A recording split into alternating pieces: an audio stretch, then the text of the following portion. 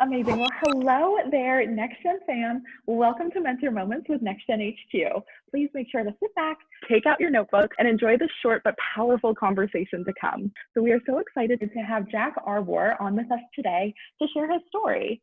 Jac is an American author, speaker, and personal finance coach, leading people to live, work, and retire on purpose, regardless of how much money they make or the time that they are currently at in their life.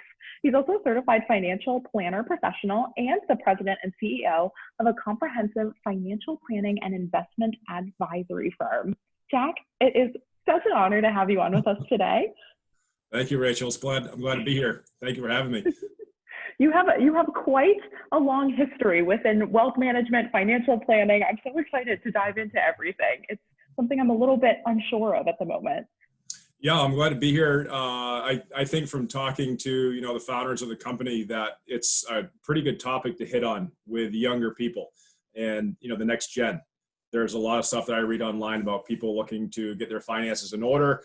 At the exact same time, I know that millennials and younger people are also I think they're more interested in life experience and social impact than people may have been 30 years ago in terms of just investing and making money to someday retire. So I think we can probably hit on that today. How do we hit that balance between saving but creating that social impact and loving your work, like you just said, living, working, and retiring on purpose, which has a double entendre. Exactly. Well, we're on that note, we're excited to kind of dive right in. So let's just go ahead and get there. Okay. But we do have to do something before that. It's a little bit of a Next Gen HQ tradition, which is our rapid fire questions. So I'm going to throw out some things and just whatever comes to mind comes to mind. Okay. First off, what is a book that you'd recommend to others? Book that I would recommend to others? Well, this one, of course. I wrote it. So, it's funny because it's literally just sitting here on my desk. I moved it so that my office looks clean. So let's just go with that because it's literally right there on the table. So I would say it's important to know one thing about me is I love to write. And I learned when I was 21 years old the importance of mentorship. So this book that I wrote, which is May You Drink from the Saucer, is something that stems from the advice that I received from a world-class entrepreneur when he said, Jac, if you want to succeed in life, go out and find people who can mentor you in all the areas of your life in which you want to excel. And he said, if you do that, he said, I promise you the cup of your life will overflow. So in the years that followed, I ended up interviewing people in person, virtually, and it was about 350 people, all about life advice that they would suggest in order to get ahead, kind of accelerate that growth curve and shorten the learning curve. And all the advice that I got from these people, which is from business, from professional sports, professional musicians, professional culinary artists, teachers, parents, people that were married for, 76 years, I think was the longest one. All the life advice that overlapped with the others is what became the content of the book. So I'd say check it out because I literally wrote it for people who are between the ages of 18 and 25. So there you go. It's exactly the audience that you're talking to right now. It's perfect. Yeah. Amazing. Second rapid fire question. What is one mindfulness habit that you have? So one thing that I do every day is and it's funny because people always ask, my phone goes off every day at 4:00. And I have what's called an alignment and intent alarm.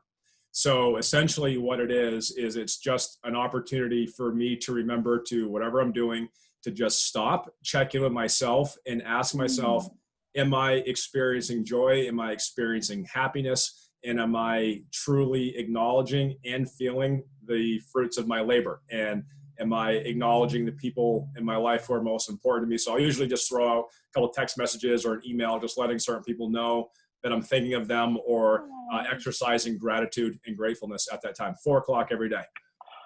That is a good one. I'm going to start doing that myself. I love that one so much. Amazing. What is your favorite day of the week and why? I would say, if you asked me that question 5 years ago, I'd probably say Fridays because it's the weekend. I really like Mondays. So Mondays are my buffer days, right? So we got to the point where we're so busy that I had to schedule when, transitioning our business from in-person to online, there's a lot of content creation. So we've actually taken my Mondays and completely blocked them off. We call it the buffer day, but essentially that's when I really get caught up, and it's when I get prepared for the week. And I do all my content creation, my social media, my outreach to clients, to follow up on things that they may have asked for last week, just to make sure everything is done.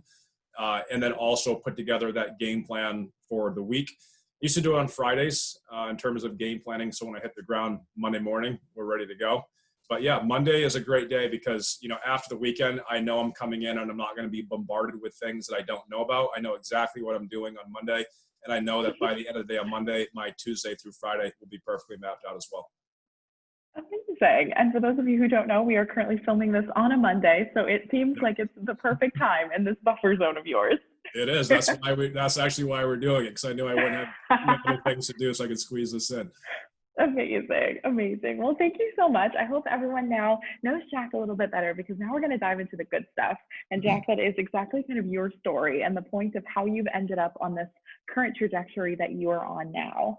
But I'd love to kind of start with a little bit of the story of your mission, because I think you are bringing to life something that's so impactful, sharing the many ways in which someone can be quote unquote wealthy. I think a lot of people might think that means indirectly that is money. That is how much money that you make, that you have, that you spend. But there's so much more about it than that. And I think you really encompass that understanding of it. But how did you discover that you were passionate about teaching people about wealth and abundance and planning kind of in the first place? Yeah, so in terms of getting into wealth management, that was honestly an accident. I'm actually a biology major. I did all the chemistry classes. I was a pre-med student. And by the time my junior year rolled around, I just realized that it wasn't a passion of mine. And I had some family pull me aside and essentially say, this is what you're really good at. This is what you've always loved to do. Why are you not, involved in finances or banking or investments? And it was one of those things where I'm like, yeah, it's a really good question. Like, why am I not? So I actually started studying my senior year in college for the insurance business. And then soon after that, to get my chartered financial consultant designations through the American College. But, one of the things that I guess I've always had for a strength is investments in numbers and helping people to grow their own funds. And, one of the things I've learned over 13 years is, as you just mentioned, wealth comes in many, many forms. And I think that the second I started to not only think about that or realize that, but experience it in my own life in different ways in terms of where wealth is, the more I was able to share that with other people. And those conversations are typically extremely meaningful with people in terms of what wealth really means to them. I interviewed, again, I'm a big believer in this, interviewing people that have already been there and done it. But, after asking people who are average age 65 to 70 years old, where does wealth lie for you? The answer is it's always in a feeling. And that feeling is one that's always linked to happiness and joy. So we kind of circumvent the process in financial planning of, targeting numbers and really focus on what is the feeling that the person's trying to target in their life. And then what do we need to have, like, in the physical, tangible, seeable reality in order to, derive that happiness. And we kind of plan around that. But yeah, forms of wealth is a huge, huge thing to understand, that it's not just money. So if you could define wealth for us really succinctly in your own manner, what would you define it as? For me, wealth is the ability to spend time, which I think is one of the most valuable assets for all people, in the way that you truly choose to spend it, in the time period that you choose to spend it. So like, for example, if I said, today at 2:00, I'm getting out of work because I want to, and what I'm going to go do is X, Y, and Z because I want to, I think that's really a true form of wealth. If I'm able to do that with people that I really want to do that with, that kind of heightens that form of wealth. But yeah, I'd say wealth is the ability to do, what you want to do, when you want to do it, with who you want to do it, and not have to be in a specific place because of the fact that you have to earn money in order to buy food, pay your rent, etc. That is a great answer, and goes back to what you were saying before. Again, it's attached to this feeling and these emotions that we have. Like, we want to be doing what we want to do when we want, because it makes us feel a certain way that we want in our life. It happened to me about 3 weeks ago. I was in a small coastal town called Jac Arbour, Maine, and I saw this gentleman, and he was talking to pretty much everybody that went by. But a lot of people were not really giving him the time of the day. And I remember watching him interact and thinking to myself, the only thing that this guy really wants is just to connect with other people. And come to find out, he lives on an island off the coast of Maine, rarely encounters people. And I could sense that right away. Like, his desire was to just connect with other human beings. So knowing that, I just spent probably 20 or 30 minutes that, maybe I otherwise wouldn't have. But in doing so, I know that it gave something to him, but I also knew that, these types of things are always mutually beneficial, so that there's always something in return. And there was something that day in my life that I had been thinking about for the previous couple of days. And I just thought that in talking to a complete stranger, that I may gain clarity on something. And I did. And he literally used the words verbatim that I was pondering. So it's one of those things, like, it's a confirmation from the universe that, sometimes if you just listen to that gut instinct that you have, great things can come. But also in terms of philanthropy, it can literally be just sharing 20 minutes of your time with a stranger.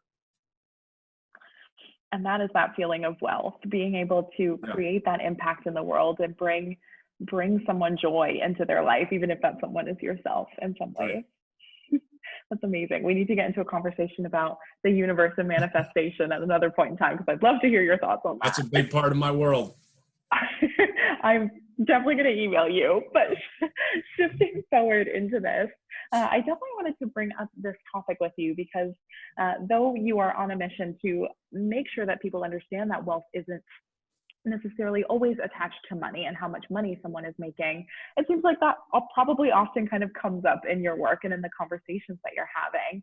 But for so many, and even myself included in situations, talking about money can be really uncomfortable. And it's one of those topics where it's kind of like a no-go. You don't really talk about it. It's kind of shoved under the rug. So what skills do you feel that you've had to develop in order to create really warm and comfortable spaces for people to open up and just say what's on their mind when it comes to their financial picture? Yeah, I think if, I'm sitting with somebody over Zoom, or if I'm sitting with somebody in my office, I view it definitely as my job to create the environment that's comfortable for a person to be able to talk about whatever it is that they want to talk about. When it comes to money, I actually wrote a column, and I write a column for a number of main newspapers every month, but I wrote one that's called "We Don't Talk About Money in This House." And if I talk to people who are between the ages of usually 50 and 60, that's a very common thing that they'll say they heard a parent say in their household while growing up. The point here is that we are all socially conditioned to believe certain things about money. We either talk about it or we don't talk about it. And at the end of the day, there's always a reason why families or parents would tell their kids, we don't talk about money in this household. So my question is, why not? Like, why don't we talk about money? Like, why don't we get into the weeds of money and talk about what it is and what it isn't and what it can do and what it can't do, and just kind of be honest and create that environment where we acknowledge it literally just is what it is. All it is money. And we are going to be the ones who determine what it is and what it isn't and the role that it plays in our lives. More importantly, we're going to be the ones who either define or we're going to be the ones who redefine what our relationship is with money. And sometimes because of social conditioning, people either, start off on the wrong foot and sometimes carry on through life with a relationship that's not healthy with money or with food or with anything. And sometimes it's just a matter of understanding, like, why is my relationship with whatever this thing is what it is, right? And then part of my coaching sometimes involves getting people to reframe their perspective or to reframe the relationship. But yeah, we do, I think it just comes from experience. We actually tend to do a pretty good job of creating that environment where people, they come into our office and they tell us everything and anything about money and about personal life.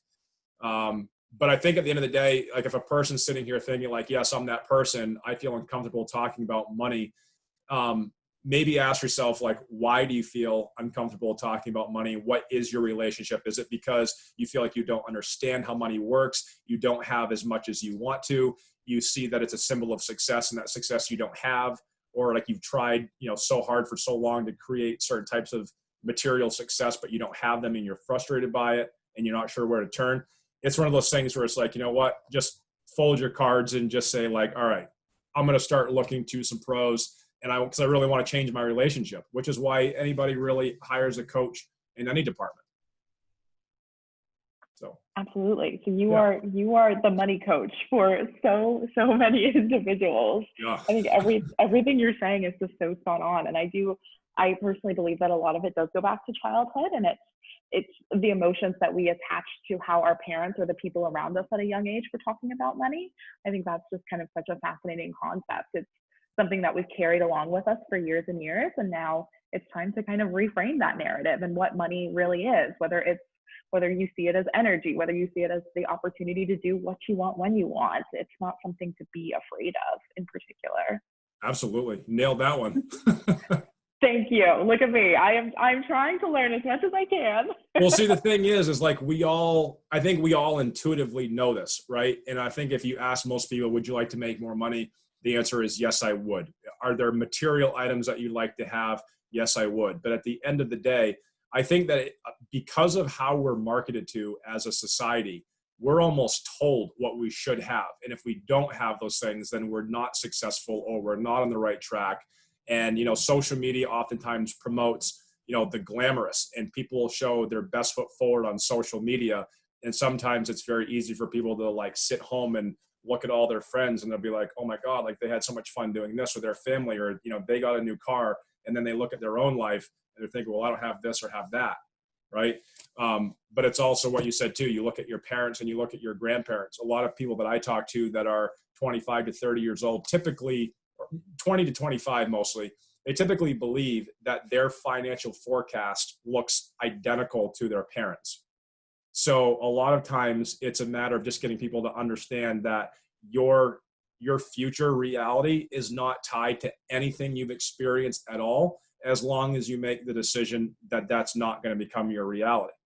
Your past is no indication of what it's going to be like if you simply make the decision to make that change. I'm fired up from this conversation. I just believe so much in what you're saying. But on that note, for everyone who needs to continue to get fired up, it seems like your books is definitely a great way for them to kind of learn more about the concept of abundance and wealth and financial planning. And you've seen some really fantastic success by authoring what I believe are several books, if I am not mistaken. But how has authorship encouraged your own personal and professional development in your journey? You know what? I wrote my first book on accident, to be honest with you, kind of like finding my career. And I don't say that, in any way, but 100% honest. So when I first met this gentleman back when I was 21 years old, who gave me this piece of advice to, find people who could mentor me, I just started journaling about all the, the different life advice that I was shared. And then eventually I shared it with a few friends. And it was one of those things, again, talking about confirmations from the universe. The first 3 people I shared my journal entries with all asked me the exact same question. And it was not something I was expecting at all. But the first person's like, oh my God, this is so good. When are you going to publish this book? And I remember thinking to myself, like, this isn't a book. Like, this is my journal. I've already told you that. And they're like, oh no, this is like such good content. You have to publish it. And it was weird because I've never been, as a kid, I should say, I was never a huge reader and never really enjoyed spending a ton of time reading. I would much rather be outside or doing something much more physically active. But I always knew that I would become a writer, and I would hear that internal voice, you're going to write, even though you don't love to read. And I always thought that was kind of strange. But after, sharing it with a second person and a third person, and they both said the same thing, which is, this is an amazing book. And again, I repeated, this isn't a book. This is just journal entries. They're like, oh no, this is a book. You have to publish it. Magical things happened. So I was introduced by a good friend named Bill Gove, who was introduced to my book. And Bill Gove's father was Bill Gove Sr., and back in the 1950s, Bill Gove Sr. was known all across the United States as the father of professional speaking. And then all the guys like Harvey McKay, Don Hudson, the guys that wrote Chicken Soup, many, many authors like that started to get pulled into my circle because young Bill Gove knew all these guys because they were proteges of his father. So that introduced me to a gentleman named Don Hudson, who also took me under his wing. Don's the author of The 1 Minute Negotiator with Ken Blanchard, and Ken Blanchard wrote The 1 Minute Manager. So my world opened up because of writing this book. And Dawn ended up writing the foreword. I ended up joining the National Speakers Association. And through there, I met more people, more amazing people, and great things happened. I met Harvey. And then, through meeting Harvey, I got introduced to, Harvey's circle, and I went to his academy out in Arizona back in November of 18, which is where I met Dylan, one of the owners, founders of NextGen. So it's really crazy if I sit here and think today, like, Rachel, why are you and I talking? We're talking because I wrote a book, 10 years ago. And because I just, followed those relationships that kept on presenting themselves. And, when I met Dylan online, kind of like you, charismatic, huge smile the entire time, awesome to talk to. So it's just one of those things where when you kind of do what you feel like you should do, and you keep yourself in that alignment, doing what you love and what comes natural, amazing things just tend to happen.